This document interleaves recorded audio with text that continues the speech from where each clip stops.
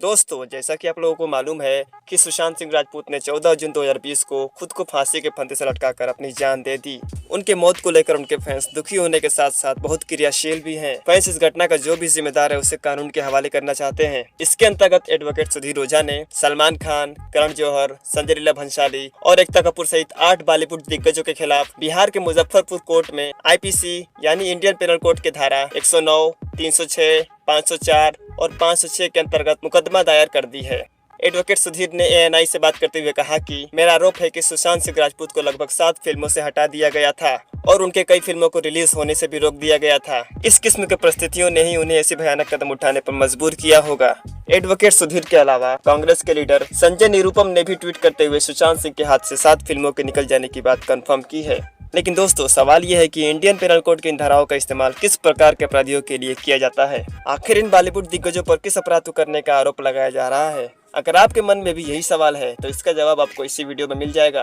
लेकिन उससे पहले आपके लिए वही किसी पेटी गुजारिश हाजिर है जो हर यूट्यूबर हर व्यूवर से करता है कि इस वीडियो को लाइक और इस चैनल को सब्सक्राइब कर ले, क्योंकि आपका ये लाइक करना और नए नए लोगों को हमारे साथ जुड़ना हमें मोटिवेटेड रखने में काफी मददगार होते हैं, जिससे हम आगे भी काम कर पाते हैं। दोस्तों, इंडियन पेनल कोड यानी भारतीय दंड संहिता में अलग अलग अपराधों के लिए अलग अलग सजाओं का इंतजाम कुल 511 धाराओं का उल्लेख करते हुए किया गया है। सबसे पहले आप ये जान लो कि खुदकुशी करने की कोशिश करना भारतीय दंड संहिता के अनुसार एक अपराध है।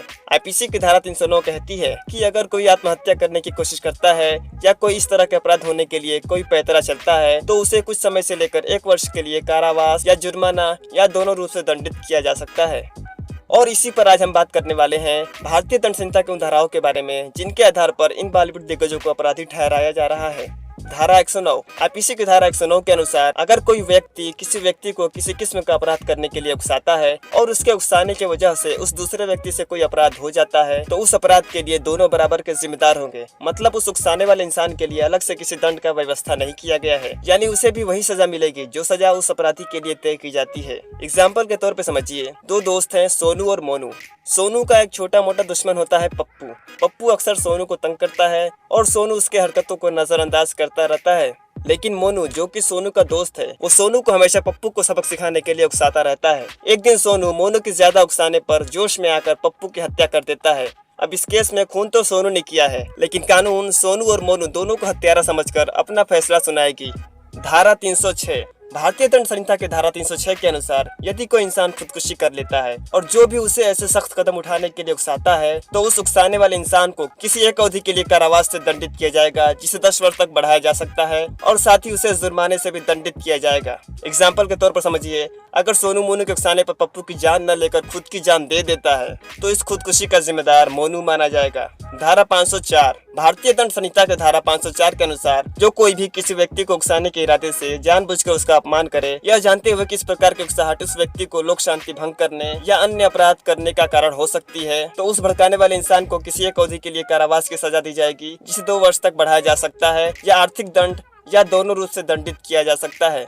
धारा 506 IPC की धारा 506 के अनुसार जब किसी के द्वारा ऐसे धमकी का इस्तेमाल किया जाता है जिसका मकसद किसी की मृत्यु करना या गंभीर रूप से चोट पहुंचाना या किसी संपत्ति को जलाकर नष्ट करना या फिर किसी ऐसे अपराध को कराना हो जिसकी सजा किसी एक अवधि के लिए कारावास या आजीवन कारावास या मृत्यु दंड होती हो या किसी महिला पर अपवित्रता का आरोप लगाना हो तो ऐसे धमकीदाता को किसी एक अवधि से लेकर 7 साल तक के लिए कारावास या आर्थिक दंड या दोनों रूप से दंडित किया जा सकता है। दोस्तों, अगर आपको इस वीडियो से कुछ भी सीखने को मिला हो तो वीडियो को लाइक कर दे, शेयर कर दे और मेरे चैनल अ राइजिंग स्टार को सब्सक्राइब कर ले। बहुत शुक्रिया।